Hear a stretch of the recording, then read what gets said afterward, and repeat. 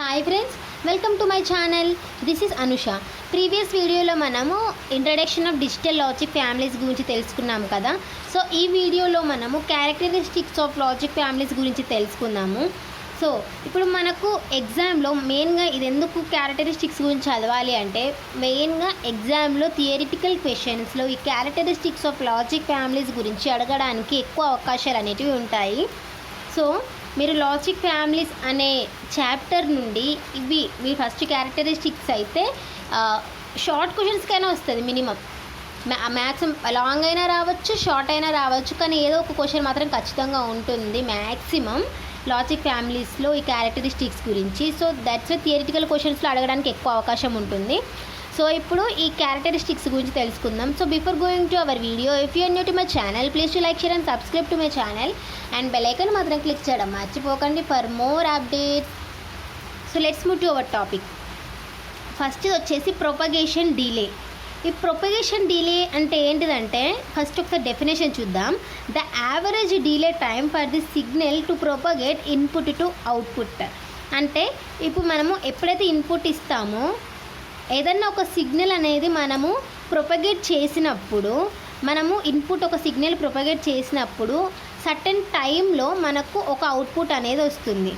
ఆ టైం, ఆ మిడిల్లో ఉండే time, the average delay time, ఆ average delay time for the signal to propagate input to output, input నుండి అవుట్పుట్కి రావడం కోసం ఆ మధ్యలో ఉండే యావరేజ్ డిలే టైంని మనం ప్రొపగేషన్ డిలే అని అంటామన్నమాట. Okay, next fan in. ఈ ఫ్యాన్ అవుట్ ఇలాంటివి ఎక్కువ ఇంపార్టెంట్ అన్నమాట. సో క్లారిటీగా వినండి. ఫ్యాన్ ఇన్ అంటే the maximum number of inputs that can be applied to a logic gate. ఇప్పుడు ఒక లాజిక్ గేట్ మనం తీసుకున్నాం అనుకోండి, AND gate are gate, not gate, ఏదైనా.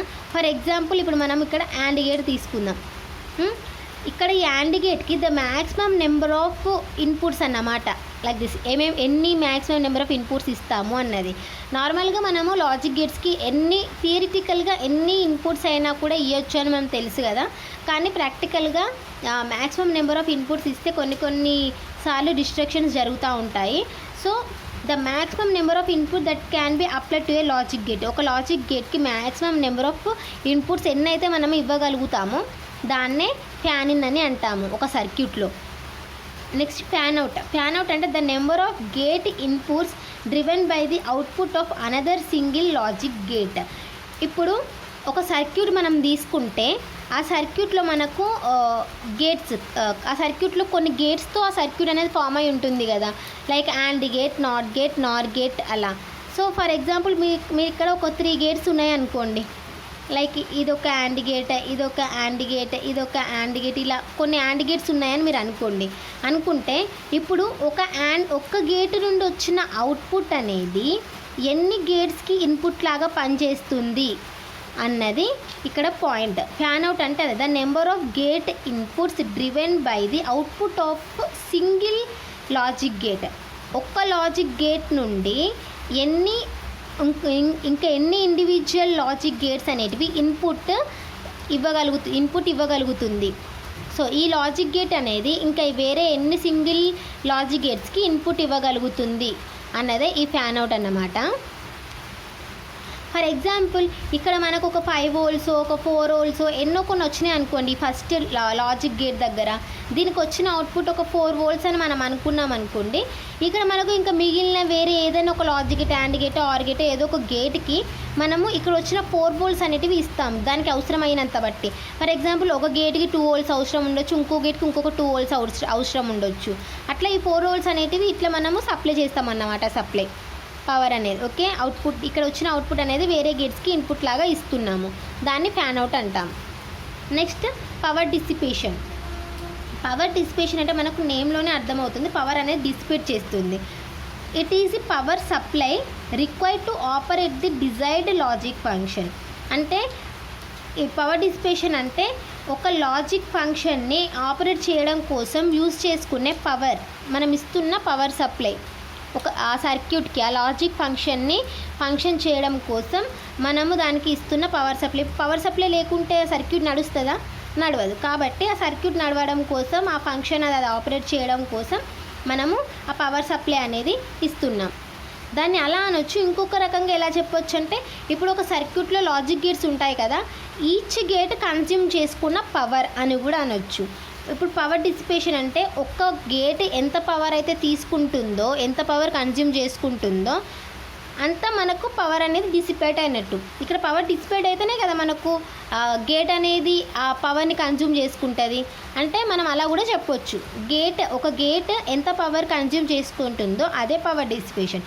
టోటల్ పవర్ డిసిపేషన్ ఏంటంటే ఆ సర్క్యూట్లో ఉండే అన్ని గేట్స్ ఎంత పవర్ అయితే కన్జ్యూమ్ చేసుకుంటుందో అవన్నిటిని యాడ్ చేస్తే మనకు టోటల్ పవర్ డిసిపేషన్ అనేది ఉంటుంది.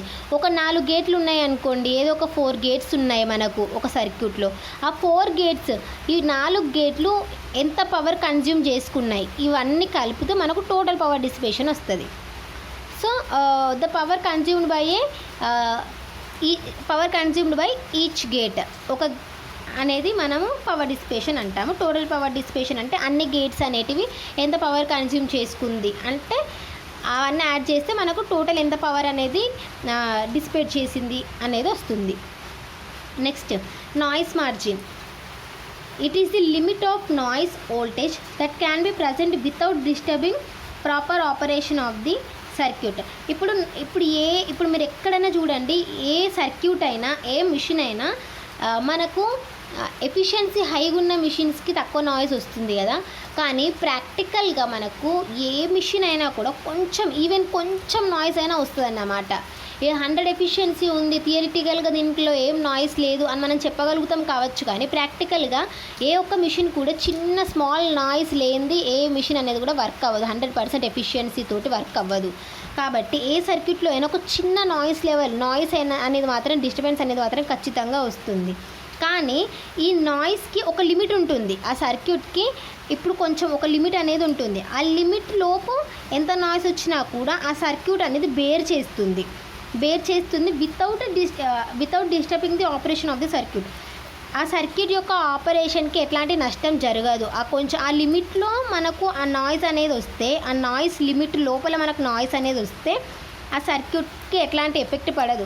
ఆ లిమిట్ దాటి మనకు నాయిస్ వస్తేనే మనకు ఆ సర్క్యూట్ పైన ఎఫెక్ట్ పడుతుంది, ఆపరేషన్ పైన ఎఫెక్ట్ పడుతుంది. కానీ మనకు ఆ సర్క్యూట్కి డిజైన్ చేసిన నాయిస్ లిమిట్ లోపు మనకు నాయిస్ ఉంటే, ఆ నాయిస్ మార్జిన్ లోపు మనకు నాయిస్ ఉంటే సర్క్యూట్ అనేది ఎలాంటి డిస్టర్బెన్స్కి గురవ్వదన్నమాట. అదే ఇక్కడ meaning. It is the limit of the noise voltage that can be present without disturbing the proper operation of the circuit. ఎంతో కొంత నాయిస్ ఉండొచ్చు ఆ సర్క్యూట్లో డిజైన్ చేసిన లిమిట్ని బట్టి. నెక్స్ట్, ఫిగర్ ఆఫ్ మెరిట్ అన్నమాట. అంటే it is the product of propagation delay and power dissipation. It is measured in terms of picojoules. అంటే ఇది ఏంటంటే ప్రొపగేషన్ డిలే మనం తెలుసుకున్నాం కదా ఇక్కడ ఫస్ట్లో. ఈ propagation delay and power dissipation ఇక్కడ తెలుసుకున్నాం కదా. ఈ పవర్ డిసిపేషన్ ఈ రెండింటిని మల్టిప్లై చేయాలి. ప్రోడక్ట్ అంటే ఈ రెండింటిని మల్టిప్లై చేస్తే మనకు ఫిగర్ ఆఫ్ మెరిట్ అనేది వస్తుంది. So propagation delay into power dissipation is nothing but figure of merit and it is measured in picojoules. దానికి అలా పికోజౌల్స్లో మెజర్ చేస్తామన్నమాట. Next, logic swing. Logic swing అంటే ఏంటంటే the voltage difference between the logic levels used for 1 and 0 magnitude is chosen arbitrary for a particular system and is usually under 10 volts. అంటే ఏంటంటే మనము ఇప్పుడు ఏదైనా ఇన్పుట్ ఇచ్చినప్పుడు మనకు ఖచ్చితంగా అవుట్పుట్ అనేది వస్తుంది కదా. సో ఆ అవుట్పుట్ అనేది ఒక సర్టన్ మ్యాగ్నిట్యూడ్లో మనకు ఒక అవుట్పుట్ అనేది వస్తుంది. ఒక అవుట్పుట్ అనేది ఎప్పుడు సేమ్ ఉండదు, అది వ్యారీ అవుతూ ఉంటుందన్నమాట. సో ఆ వ్యారింగ్ అంటే ఫ్లక్చువేట్ అవుతూ ఉంటుంది. అవుట్పుట్ అనేది ఒక్కొక్కసారి మనకు ఒక్కొక్కటి వస్తుంది. కాబట్టి ఇప్పుడు మనకు అవుట్పుట్ మ్యాక్సిమం అనేది ఒక 10 volts అనుకోండి. Maximum it is usually under 10 volts ఉంటుంది. సో నేను 10 volts హైయెస్ట్ తీసుకుంటున్నా. 10 volts నుండి మనకు ఒక 6 volts మధ్యలో ఇది లోయెస్ట్, ఇది హైయెస్ట్ వోల్టేజ్, ఇది లోయెస్ట్ వోల్టేజ్ అనుకోండి. మనకు అవుట్పుట్ వోల్టేజ్ 10 volts అనేది హైయెస్ట్, 6 volts అనేది లోయెస్ట్ అనుకోండి. ఈ రెండింటి మధ్యలో డిఫరెన్సే మనకు ఈ లాజిక్ స్వింగ్. అంటే రెండు అవుట్పుట్స్ వోల్టేజ్ మధ్యలో డిఫరెన్స్ అన్నమాట. 10 - 6 ఈజ్ నథింగ్ బట్ 4 అనేది మనకి ఇక్కడ లాజిక్ స్వింగ్. ఇంకొకలా కూడా నేను డెఫినేషన్ రాసాను చూడండి. Difference between 2 output voltages V is equal to VOH - VOL. అంటే V output at high minus V output at low. అంటే maximum to minimum output vary అయినప్పుడు ఆ రెండింటి మధ్యలో ఉన్న డిఫరెన్స్నే మనం లాజిక్ స్వింగ్ అని అంటాం. నెక్స్ట్ వచ్చేసి నాయిస్ ఇమ్యూనిటీ. నాయిస్ ఇమ్యూనిటీ కూడా కొంచెం సిమిలర్గా ఉంటుంది నాయిస్ మార్జిన్కి. It is the ability of the logic circuit to tolerate the noise voltage or maximum noise that ఈ circuit can withstand without change in its output. అంటే ఒక circuit అనేది maximum it can withstand, అది bear చేయగలుగుతుంది ఆ noise అనేది without changing its output. It is similar to noise margin. Okay, it is the ability of the logic circuit to tolerate the noise voltage. అంటే మనకు వచ్చిన noise వోల్టేజ్ని bear చేయగలుగుతుంది. It can tolerate అని అర్థం అన్నమాట. వితౌట్ చేంజింగ్ ఇట్స్ అవుట్పుట్, అది bear చేయగలుగుతుంది. ఇప్పుడు మనిషికి ఓపిక అనేది ఎట్లుంటుంది, ఇప్పుడు మనిషికి ఓపుకున్నంత వరకు భరిస్తారు, దాని తర్వాతకి ఓపిక నశించిపోతుంది. సో అట్లనే ఇక్కడ సర్క్యూట్కి కూడా అంతే. ఇక్కడ నాయిస్ అనేది ఒక డిస్టర్బెన్స్ లాంటిది. ఆ డిస్టర్బెన్స్ అనేది బేర్ చేయగలుగుతుంది వితౌట్ చేంజింగ్ ఇట్స్ అవుట్పుట్ పైన ఏం ఎఫెక్ట్ అనేది పడదన్నమాట, సర్టెన్ లిమిట్ ఆఫ్ నాయిస్ వచ్చినా కూడా. Next speed of A logic circuit is determined by the time between the application of input and change in the output of the circuit. అంటే ఇప్పుడు speed అనేది మనం ఎట్లా డిటర్మైన్ చేస్తామంటే మనం ఒక ఇన్పుట్ ఇస్తాము, దానికి మనకు అవుట్పుట్ వస్తుంది. ఆ సడన్ స్పాన్ ఆఫ్ టైం తీసుకుంటుంది కదా. ఇన్పుట్ మనం ఇచ్చినప్పుడు అవుట్పుట్ అనేది రావడం, అవుట్పుట్ చేంజ్ అవుతుంది కదా మనకి. సో ఆ చేంజ్ అవుట్పుట్ అనేది వస్తుంది కదా. సో ఇన్ బిట్వీన్లో ఉండే టైం అనేది, ఆ టైం డిలే అనేది మనకు స్పీడ్ అనేది మనము క్యాలిక్యులేట్ చేస్తామన్నమాట. Speed of the logic circuit determine by the time between the application of input ఇచ్చినప్పుడు and change in the output change అయినప్పుడు. ఫర్ ఎగ్జాంపుల్ నేను ఇప్పుడు ఒక ఇన్పుట్ ఇచ్చిన, నాకు ఒక అవుట్పుట్ వచ్చింది. నేను మళ్ళీ వేరే ఇన్పుట్ ఇచ్చిన, మనకు అవుట్పుట్ రావాలి అంటే ఇక్కడ ఇన్పుట్ మళ్ళీ ఆ అవుట్పుట్ ఒక దగ్గర నుండి ఇంకో దగ్గరికి అవుట్పుట్ చేంజ్ అవుతుంది. మనం ఇచ్చే ఇన్పుట్ని బట్టి మనకు అవుట్పుట్ చేంజ్ అవుతుంది. సో ఆ చేంజ్ ఇన్పుట్ నుండి అవుట్పుట్కి చేంజ్ అయ్యే టైం ఉంటుంది కదా మధ్యలో, ఆ టైం డిలేని బట్టి మనము స్పీడ్ అనేది మెజర్ చేస్తాం. Next power. When a circuit switches from one state to the another, power dissipates. Power అంటే ఏంటి, మనకు సర్క్యూట్కి ఇచ్చే సప్లై అన్నమాట. పవర్ అంటే when a circuit switches from one state to another, power dissipates. అంటే ఇప్పుడు సర్క్యూట్కి మనం స్విచ్ ఆన్ చేస్తాం అనుకో, పవర్ అనేది ప్రొడ్యూస్ చేస్తుంది అన్నమాట, పవర్ అనేది ఇస్తుంది ఆ సర్క్యూట్కి. One state to another state అంటే on state to off state అనుకోండి. ఫర్ ఎగ్జాంపుల్ ఆఫ్లో ఉన్నప్పుడు ఎట్లాంటి పవర్ అనేది డెలివర్ అవ్వదు. ఒకవేళ ఆన్ స్టేట్కి వచ్చిందనుకో అది మనకు పవర్ అనేది ప్రొడ్యూస్ అవుతుంది.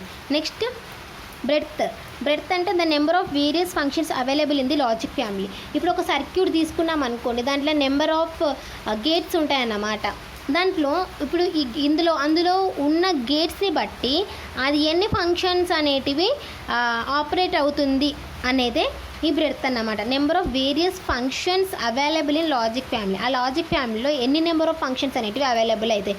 And function, or function, not function, అట్లా మనం ఇచ్చే గేట్స్ని బట్టి అవి ఎన్ని రకాలుగా అయితే ఆపరేట్ అవుతుంది, ఎన్ని రకాల ఫంక్షన్స్ అనేటివి అది ప్రొవైడ్ చేస్తుంది ఆ లాజిక్ సర్క్యూట్ అనేది ఈ బ్రెడ్త్ అన్నమాట. సో ఇలా నేను మీకు ఓన్లీ మెయిన్ ఇంపార్టెంటే చెప్పాను 11. మీకు ఇవన్నీ నేను డెఫినేషన్స్ రాశాను. ఈ డెఫినేషన్స్ అన్నీ కూడా నేను గ్యాదర్ చేసి ఆన్లైన్లో, దట్ ఈస్ నెట్లో అండ్ కొన్ని బుక్స్లో గ్యాదర్ చేసి రాసినవి ఈ definitions. So you can follow this definitions and you can write. నేను చెప్పింది మీకు సరిగ్గా అర్థం కాకపోయినా మీకు ఏంటి డెఫినేషన్స్ చూస్తే మాత్రం ఈజీగానే అర్థమవుతుంది. ఎందుకంటే నేను అది మనం నార్మల్గా యూజ్ చేసే లాంగ్వేజ్లోనే ఉన్నాయి డెఫినేషన్స్ అన్నీ, ఈజీగా అర్థం అవ్వడం కోసమే రాశాను. Okay, thank you friends. ఈ వీడియో మీకు అర్థమైందని నేను అనుకుంటున్నాను. ఈ వీడియో కనుక మీకు అర్థమైనట్లయితే please like, share and subscribe to my channel. Bell icon మాత్రం క్లిక్ చేయడం మర్చిపోకండి. అండ్ ఈ వీడియో మీ ఫ్రెండ్స్కి, రిలేటివ్స్కి ఎవరికైనా యూజ్ అయితే అనిపిస్తే వాళ్ళకు కూడా షేర్ చేయండి. అండ్ మీకు ఒకవేళ ఈ వీడియో అర్థం కాకపోతే ఒక్కసారి మళ్ళీ పెట్టుకొని మళ్ళీ ఫస్ట్ నుండి చూడండి. ఒకసారి చూస్తే మళ్ళీ మీకు అర్థం అవుతుంది. And thank you for watching this video.